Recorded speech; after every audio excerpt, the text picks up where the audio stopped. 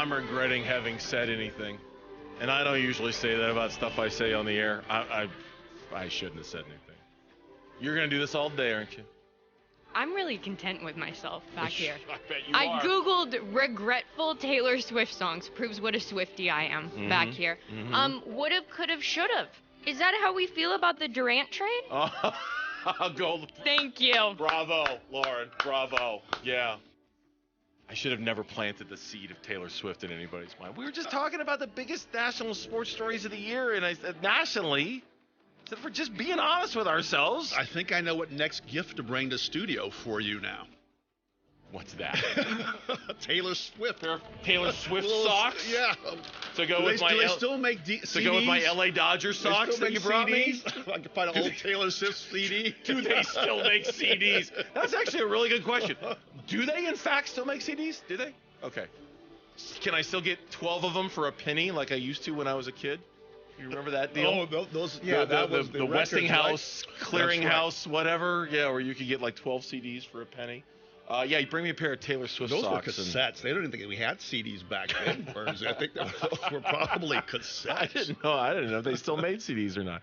Yeah, it's my fault for mentioning something about Taylor Swift a couple segments ago. Now I have a feeling that Lauren is going to bless us with Taylor Swift music coming out of every single break. I dig it. You dig it? Well, you're a Swiftie, so you dig it. You dig it. I like her music. It's fun.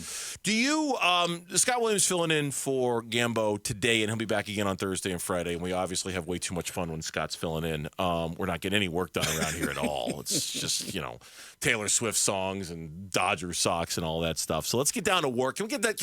Let's get back to business. Let's get back to business. Sure. Do a little work here. Let's do it. Do you, based off of what we know right now about the Suns, the way they've played this year, what they have accomplished, more importantly, what they haven't accomplished, do you as a former three-time NBA champ have regret for how the Phoenix Suns built this roster?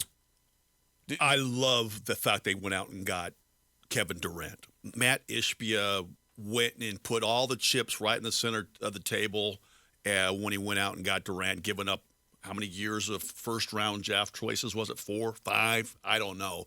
But I think that was a great move, bringing him in. Rating the Beal trade right now. Okay. I think it was time to move off of Chris Paul, but I don't know if we've seen enough of the big three. I know we haven't seen enough of the big three together to make a determination whether or not that one's going to be the home run that I think the Durant trade was. Yeah, it's funny that you would separate them like that because I think that's, frankly, a reasonable way of looking at them. I know the guy who normally sits in that chair, if I'm going to be honest, he would flip him. He didn't like the Kevin Durant acquisition, but once they decided to go that far down the road, he's like, well, if you're going to do that, you might as well go get Bradley Beal. Interesting. And you might as, and I'm still glad they did it. I will probably, well, I don't know if I'll probably be proven wrong, but it certainly hasn't gone well. I mean, nothing has gone according to plan. And I mean nothing. And that's even like pre-Bradley Beal. Okay, this is last year going to get Kevin Durant. Did you think they were going to win the championship last year? Is that why you're saying that with Durant? I thought they were going to be better than losing in the second round. Did you think the Nuggets were going to be that good, though? Did you think Jokic was going to be that good? I thought the Nuggets were vulnerable. Yeah. I thought they weren't. And they weren't. They were sturdier than I thought they were going to be. I thought they were really gettable. I didn't know if that meant the Suns were going to win the championship. I didn't know if they were better than Boston. I didn't know if they were better than the Bucks or some of the teams out east. But I certainly didn't think that the Nuggets would be that awesome the way they were. I thought they were gettable. And maybe the Nuggets got a bit of a break too, getting the Miami Heat in the championship series rather than getting Milwaukee or Boston. I think the Nuggets, for just calling it like it is. I mean, look, the Suns got a lot of grief for getting a lot of breaks when they went to the finals with all the teams they played that were injured and whatnot. I think fair. The Nuggets got themselves some breaks too. That doesn't mean they weren't the best team in the NBA. They were, and I'm not trying to. But a Lakers team where LeBron looked like he was a little out of gas, in that 4-game sweep in the Western Conference Finals, and the Miami Heat that looked like they were a little out of gas. I think they got their fair share of breaks too on the run of the NBA championship. But that's not what this is about. This is about regret, and this is about whether the Suns have done the right thing. This is the Zach Lowe podcast. He's an NBA insider on ESPN, and he's joined by Michael Schwartz, who's an ESPN researcher and admittedly a Phoenix Suns fan. So he has a lot of, as a researcher, he has a lot of insight into the Suns from a research standpoint. He was a guest on the podcast today. He goes, honestly, I still like the big three with the Suns. I'd be worried if we saw it on the court and it didn't work. But like you said, 24 minutes in 26 games. They've played more team games than there have been minutes on the floor with the Suns' big three, 26 games into the season. That's just absolutely unbelievable. In that incredibly small sample size, they're plus 15. So that's my, I'm always the positive, optimistic guy.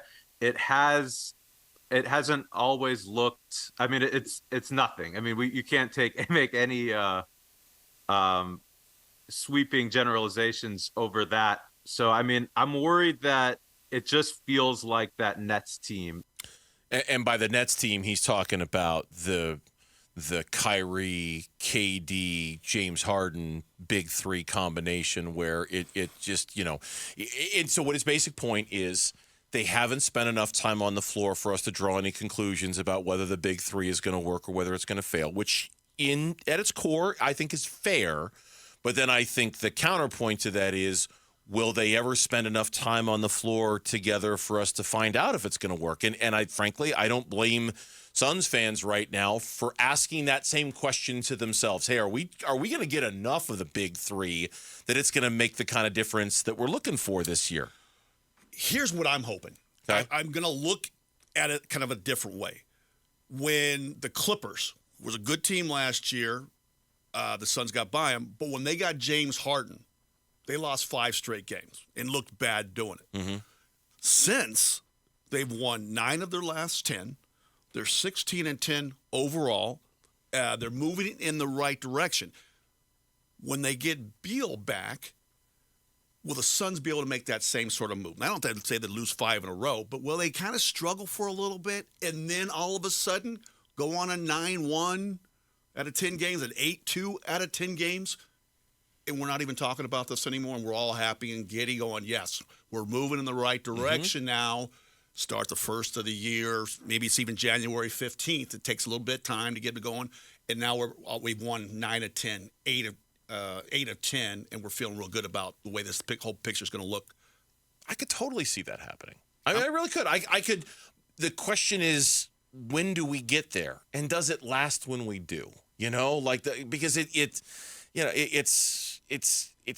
look, I would assume nobody is more upset about this injury than the guy who's actually himself injured, Bradley Beal. I'm sure he's right. Coming to a new city, played in this league. Want to make a good impression, of course. And then you're banged up. I don't think he's sitting around happy that he's not playing basketball. He wants to prove that he's worth this money, and he wants to prove that he's like the missing piece in all of this. It's just when you're dealing with a player for whom that injuries, even something as garden variety as a sprained ankle, which which was weird because he landed on a guy's foot trying to close out on his jump shot. It wasn't like he was making a cut and his ankle just went out. It's a freaky thing. Guy gets up underneath them. Yeah, honestly, it's kind of it's so much a thing that they actually created a flagrant foul rule to kind of prevent guys from moving into your landing spot to prevent injuries just like this. It's a fairly common thing what he's dealing with. Guys go out all the time with sprained ankles. They miss a couple of weeks. It's no big deal. This feels like a big deal because of the player, his history, and the overall situation. Any other moment in time, it's probably not that big of a deal. We go, okay, sprained ankle, whatever, big deal.